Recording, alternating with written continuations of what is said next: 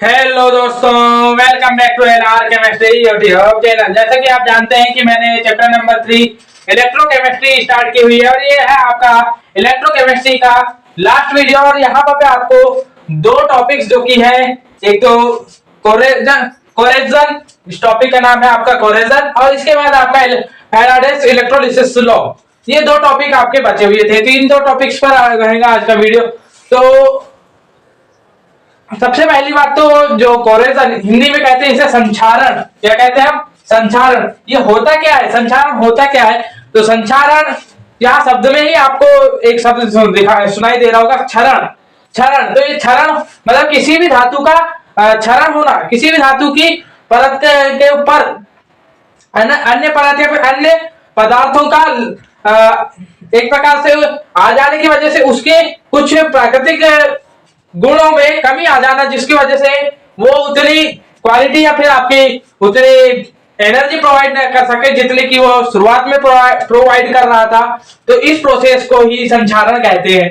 तो संचारण को हमने बता दिया। अब ये संचारण जो है, आपको संचारण के तहत ही हम जो है क्या पढ़ेंगे आज? जंग लगना। जंग लगना एक संचारण का एक उदाहरण है, संचारण का उदाहरण है। तो यहाँ संचारण को जो उदाहरण है यहाँ पे संचारण के अनुसार जंग लगना। जंग लगना जो कि अब हम पढ़ रहे हैं इलेक्ट्रोकेमिस्ट्री। इलेक्ट्रोकेमिस्ट्री इसको जंग जो है लगती है, वो किस में लगती है आपको पता है? जंग जो है किसी भी लोहे की छड़ का, किसी भी लोहे की छड़ का क्षरण होना ही आपका जंग लगना कहलाता है। क्या कहलाता है? जंग लगना। तो ये जंग लगना कहलाता है किसी भी लोहे की परत में संचारण होना, यही कहलाता है आपका जंग लगना। तो जंग लगना कहलाता है। अब आप जंग लगना इलेक्ट्रोकेमिस्ट्री के अंतर्गत पढ़ रहे हैं इसको, तो हम इसको इलेक्ट्रोकेमिस्ट्री के एक सिद्धांत के अनुसार पढ़ेंगे। इसके अलावा इसमें ऑक्सीजन का भी एक सिद्धांत लगता है, ऑक्सीडेशन का सिद्धांत, लेकिन ऑक्सीडेशन का सिद्धांत हम नहीं पढ़ेंगे। तो हम पढ़ेंगे इलेक्ट्रोकेमिस्ट्री के अंतर्गत का इसका इलेक्ट्रोकेमिकल सिद्धांत। तो इलेक्ट्रोकेमिकल सिद्धांत, तो यहाँ पे इलेक्ट्रोकेमिकल सिद्धांत पढ़ना है हमें, तो हमारे को दो इलेक्ट्रॉन तो लेने ही लेने होंगे। मतलब एक तो लेना होगा हमें एनोड, एक लेना होगा कैथोड, दो चीजें। इसके अलावा और एक चीज लेना पड़ेगा जो कि होता है क्या? इलेक्ट्रोलाइट। इलेक्ट्रोलाइट लेना होगा। ये तीन चीजों की रिक्वायरमेंट होती है किसी भी आपके इलेक्ट्रोकेमिस्ट्री की, किसी भी। और एक प्रकार से इस आधार पे हम कहें तो ये जो पूरा का पूरा जो ये आपको आवरण दिख रहा है, यानी कि जो जहां पर आपको जंग लगी हुई दिखती है, तो एक प्रकार से सेल का काम करने लगा। काय का? आप जैसे बैटरी वगैरह में जो सेल यूज करते हो उस सेल का काम करने लगेगा यहाँ पर। तो अब यहाँ पे आपको बता दिया जाए कि जो एनोड है, एनोड का कार्य करेगा जो शुद्ध लोहा होता है, जो शुद्ध लोहा होता है, प्योर आयरन। प्योर आयरन यहाँ पर एनोड का कार्य करेगा। उसके अलावा जो इम्प्योर आयरन है, इम्प्योर आयरन जिसमें कि शुद्धि जैसे कि कार्बन डाइऑक्साइड, आपके जल वाष्प, ऑक्सीजन, अन्य तत्वों की, अगर से मान लीजिए अन्य तत्वों, अन्य पदार्थों की जहां पे इम्प्योरिटी हो, तो वहां पर ये काम करेगा कैथोड का। ये क्या का कार्य करेगा? कैथोड का। कैथोड का कार्य करेगा। तो ये बात है। तो हमारे को पता है कि इलेक्ट्रॉन जो है एनोड से कैथोड की ओर जाते हैं, इलेक्ट्रॉन एनोड से कैथोड की ओर जाते हैं। तो सबसे पहले आयरन जो कि Fe2+ में जुड़ जाएगा। उसके बाद जो Fe2+ में से जो इलेक्ट्रॉन निकल रहे हैं वो जल और ऑक्सीजन से क्रिया करेंगे। यहाँ पे मैं आपको बता दिया जाए कि यहाँ जो अब हमने एनोड और कैथोड की बात कर ली थी, इलेक्ट्रोलाइट क्या होंगे, तो आपको बता दिया जाए कि यहाँ इलेक्ट्रोलाइट का कार्य करेगा ऑक्सीजन और कार्बन डाइऑक्साइड। जल में घुला हुआ, वो भी जल में घुली हुई ऑक्सीजन और कार्बन डाइऑक्साइड यहाँ इलेक्ट्रोलाइट का कार्य करेंगे। जल में घुली हुई ऑक्सीजन और कार्बन डाइऑक्साइड। और ये यहाँ पे हम बता दें कि अब यहाँ पे जो जलवाष्प की जो जल है, जो आसपास जो यहाँ वायुमंडल में से आप ऑक्सीजन और जलवाष्प की जल जो मिलेगी, तो वो जो है इलेक्ट्रॉन्स इनके साथ रिएक्ट करके आपको OH- मतलब हाइड्रोक्सिल आयन दे देगा। हाइड्रोक्सिल आयन देगा। तो ये हाइड्रोक्सिल आयन, तो ये रहेगी और एनोड पर और ये कैथोड पर रिएक्शन होगी। तो होलसेल रिएक्शन मतलब एनोड और कैथोड की रिएक्शन को एक साथ लिखेंगे तो हमें क्या मिल जाएगी? यहाँ पे FeOH मतलब कि फेरिक डाइहाइड्रोक्सिल मिल जाएगी। अगर से मान लीजिए आपकी ऑक्सीजन ज्यादा हो जाती है, क्योंकि आप जो है यहाँ पर पे आपकी जो वायुमंडल है, वायुमंडल बहुत बड़ा है, बहुत बड़ा है, तो आप कह सकते हैं एक्सेस में आपको जलवाष्प और ऑक्सीजन मिलेगी, और जब ये एक्सेस में मिलेंगी तो आपकी फेरस हाइड्रोक्साइड बन जाएगा FeOH whole thrice, FeOH whole thrice, जो कि आगे रिएक्ट करके या फिर आप कह सकते हैं आगे पुनः संयोजन होकर के आपको Fe2O3 इंटू XH2O दे देंगे, जो कि यही सूत्र है आपका काय का, जंग का सूत्र है। तो ये रही बात जंग।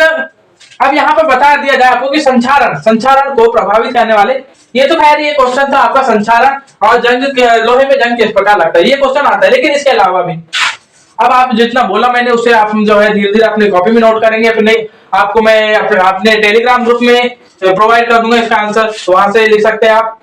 क्लियर है। अब हम बात करते हैं संचारण को प्रभावित करने वाले कारक। तो संचारण को प्रभावित करने वाले कारक जिसमें कि मुख्यतः सबसे पहली बात आती है कि संचारण सबसे पहले प्रभावित होगा कैसे, धातु की प्रकृति। मान लीजिए धातु की प्रकृति को ऐसे किस प्रकार होगा आपका कि धातु की प्रकृति कैसे, मान लीजिए जितना ज्यादा उसका धातु की प्रकृति, यहाँ पे हम बात की एक प्रकार से इलेक्ट्रोकेमिस्ट्री में चल रहे हैं, इलेक्ट्रोकेमिस्ट्री के आधार पे ही बोले तो जिसका रिडक्शन पोटेंशियल जितना ज्यादा होगा, जिसका रिडक्शन पोटेंशियल जितना ज्यादा होगा वो उतने ही जल्दी यहाँ पर पे संचारित होगी, ये बात याद रखेंगे। उसके अलावा आप बात कर सकते हैं अब जितनी ज्यादा अशुद्धि होगी, अब देखिए अशुद्धि जितनी ज्यादा होगी तो इलेक्ट्रॉन का ट्रांसफॉर्मेशन भी जल्दी होगा, अशुद्धि ज्यादा तो इलेक्ट्रॉन का ट्रांसफॉर्मेशन ज्यादा, इलेक्ट्रॉन का ट्रांसफॉर्मेशन ज्यादा होगा तो फिर आपका जंग ज्यादा लगेगी, ये भी बात याद रखेंगे। इसके अलावा जो आपके आसपास वायुमंडल में उपस्थित जलवाष्प जितना ज्यादा होगा उतनी जल्दी जंग लगेगी, और धातु के ऑक्साइड जितने ज्यादा धातु के ऑक्साइड मतलब जितने जल्दी बनेंगे धातु के ऑक्साइड उतने ज्यादा लगेगी बनेगा आपका। इसके अलावा कार्बन डाइऑक्साइड की उपस्थिति भी जितनी ज्यादा होगी जहां पर पे वहां पर पे भी आपकी जंग ज्यादा लगेगा। अब इसके निवारण ये भी एक क्वेश्चन बनता है, फिर क्या एक और क्वेश्चन बनता है जो कि जंग के निवारण के उपाय बताइए। तो सबसे पहले आप इसे ग्रीस लगा सकते हैं, तेल लगा सकते हैं, धातु के ऊपर ग्रीस या तेल की परत चढ़ा सकते हैं, या फिर उसका आप वहां पर उसकी मिश्र धातु बना सकते हैं, या फिर अवरोध के लिए कुछ उसके ऊपर कुछ दूसरे धातुओं का आवरण चढ़ा सकते हैं, विद्युत अपघटन के द्वारा इसके संचारित होने से बचा सकते हैं आप। ये कुछ जो है इसके संचालन से बचाने के कुछ उपाय थे, तो ये रहे। इसके अलावा अब हम बात करते हैं, नेक्स्ट टॉपिक हमारा रहेगा फैराडेस इलेक्ट्रोलिसिस लॉ। ये दो जो फैराडे थे, फैराडे सर हमारे माइकल फैराडे सर ने विद्युत अपघटन के लिए दो नियम दिए थे। विद्युत अपघटन यानी इलेक्ट्रोलिसिस के दो लॉ दिए थे, दो सिद्धांत दिए थे, दो नियम दिए थे, और ये दो नियम कुछ जो है इस प्रकार थे। फैराडेस इलेक्ट्रोलिसिस लॉ,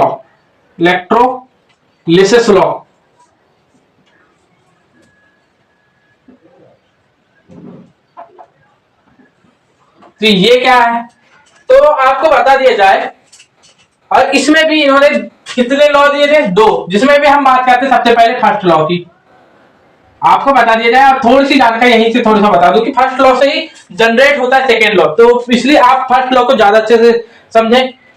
किसी भी अब मान लीजिए आपने कोई सेल लिया और उसमें आप क्या करना चाह रहे हैं, आप सबसे पहले सेल लिया और उसमें आपने एक इलेक्ट्रोड डाला, और इलेक्ट्रोड के कारण जितना पदार्थ इलेक्ट्रोड के कारण उस इलेक्ट्रोड और उसमें उसी में क्या होगा आपका सॉल्यूशन होगा। क्या होगा, मान लीजिए आप सेल ले रहे हैं तो जिस धातु का आप क्या लेते हैं, आपको पुनः फिर से बताया जा रहा है, जिस धातु की छड़ लेंगे इलेक्ट्रोड के रूप में उसी धातु की आप क्या लेते हैं, सॉल्यूशन लेते हैं इलेक्ट्रोलाइट के रूप में।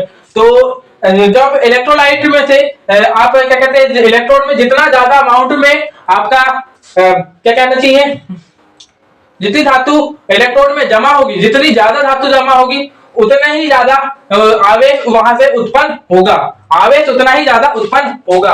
हम जो है जो कि आप मान लेते हैं एज्यूम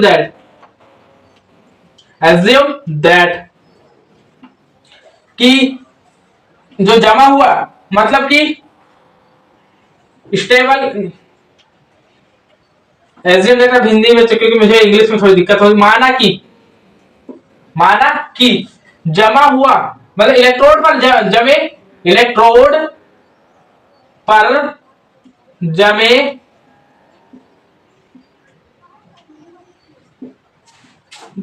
जमी धातु की मात्रा, जमी धातु की मात्रा कितनी मान लेते हैं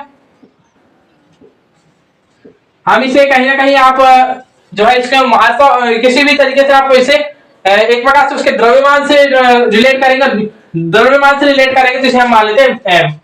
उसके अलावा उत्पन्न आवेश मान लीजिए क्या, आवेश बराबर कैपिटल क्यू, ये मानते हैं। तब फैराडे के विद्युत अपघटन के प्रथम नियम से, फैराडे के विद्युत अपघटन के प्रथम नियम अनुसार, घटन के प्रथम नियम अनुसार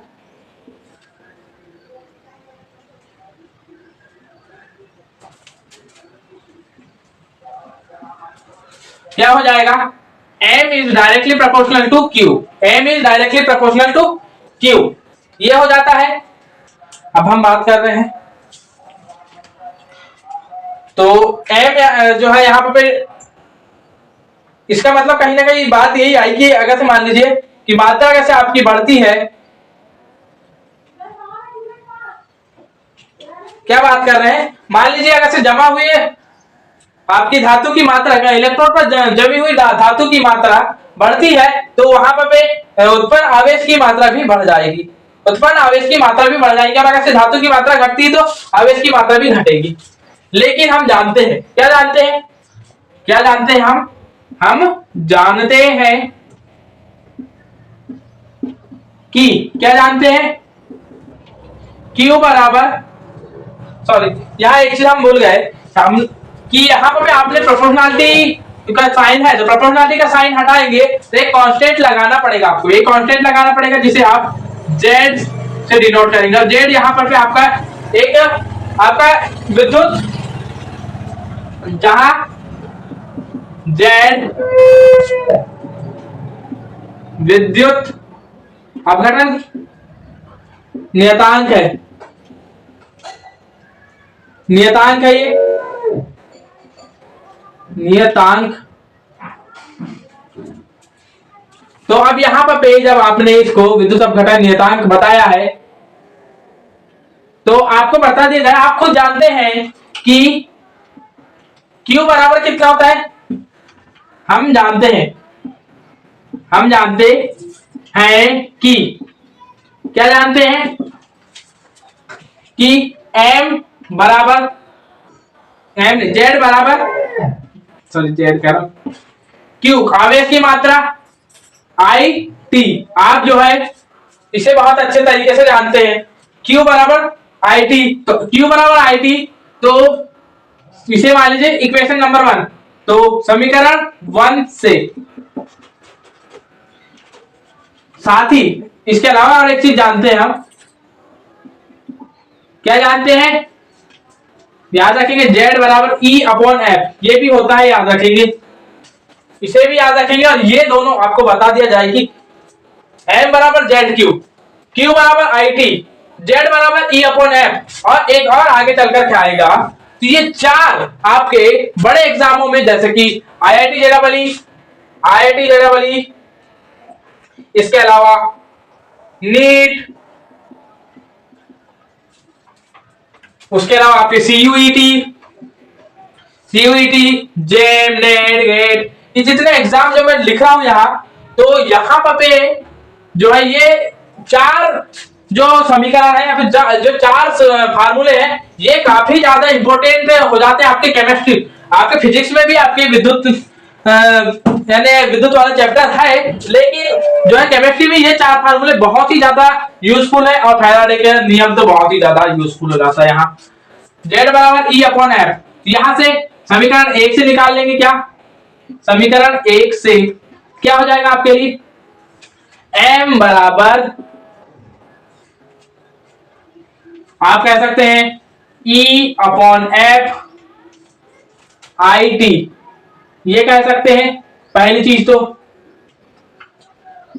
टी क्या है, जहां पर टी है आपका ये जो है विद्युत धारा, कितनी धारा आप दे रहे हैं एम्पियर में, आई क्या है विद्युत धारा एम्पियर में, टी टाइम कितने टाइम तक धारा दे रहे हैं। इसके अलावा यहाँ पर यहाँ पर ये भी इलेक्ट्रिक कांस्टेंट है, और ये फैराडे का कांस्टेंट ये रहा, एफ रहा, तो ये रहा। इसको दूसरे तरीके से ये एक और फार्मूला ये भी बन जाता जेड आई टी, ये भी आपका इंपॉर्टेंट फार्मूला।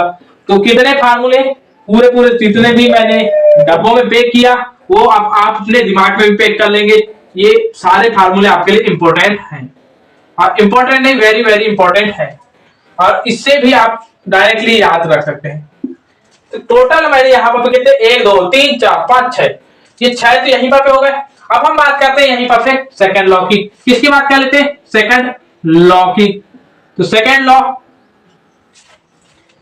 लॉ क्या क्या कहता है, आप इसे फर्स्ट लॉ से हम अगर से मान लीजिए आप अगर से किसी, ये क्या कहते हैं, अगर से मान लीजिए आप किन्हीं दो इलेक्ट्रोडों को जो कि अलग अलग धातुओं से बने हुए इलेक्ट्रोड हैं, तो उनमें अगर समान समय तक समान धारा देते हैं तो आपको जो मिलने वाली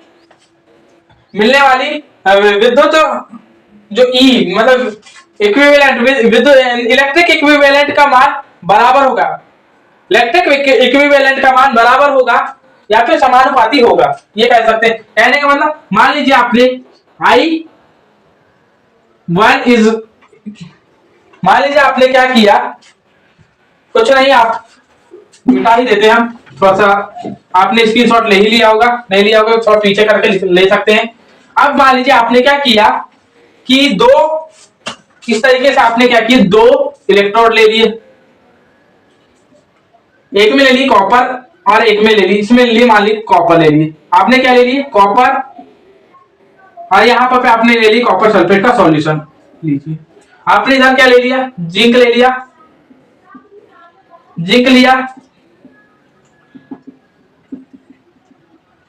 इसमें जिंक लिया आपने, जिंक सल्फेट का सॉल्यूशन ले लिया आपने।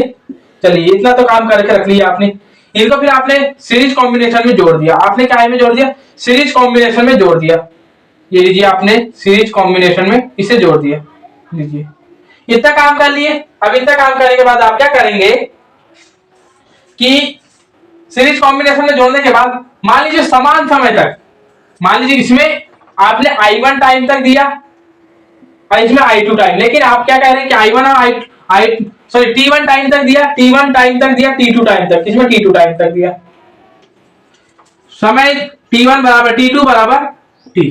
चलिए, लेकिन धारा भी आपने क्या दी, इसमें I1 धारा दी, इसमें I2 धारा दी, लेकिन आप ये भी बोल रहे हैं कि I1 बराबर I2 बराबर I, मतलब समान धारा समान समय तक दिए, समान धारा समान समय तक दिए। तो बाय फर्स्ट लॉ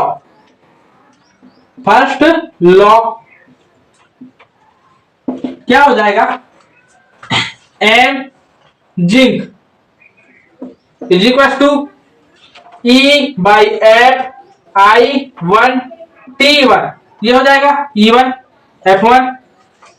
F1 नहीं है यहाँ पे फैराडे कांस्टेंट है, फैराडे कांस्टेंट हमेशा कांस्टेंट बना रहेगा। ये लीजिए M copper is equal to E2 by F I2 T2। अब यहां पर क्या करेंगे, इसे मान लीजिए अब आप दे दीजिए समीकरण नंबर 2, इसे समीकरण नंबर 3, तब यहां पर 2/3 करने पर आप क्या करेंगे, क्या प्राप्त होगा, M zinc by M copper is equal to E2 by F, sorry E1 by F I1 by I2 T1 E2 by F I2 T2, ये हो गया। लेकिन इनकी वैल्यू समान है, I1 और I2 की, T1 T2 की सेम है, F से F गायब, तो यहां से आपको क्या प्राप्त हो जाएगा, M zinc by M copper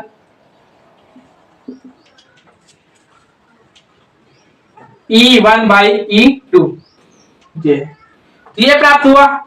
ये हमेशा दो, अगर से मान लीजिए आपके पास दो इलेक्ट्रोड दिए हुए हैं तो ही लागू होगा, लेकिन फिर भी यहां से आप थोड़ा सा यहां से निकाल सकते हैं कि M is directly proportional to E। यहां से ये आप यानी कि आप एक निष्कर्ष निकाल सकते हैं यहां से M is directly proportional to E। Clear रहा?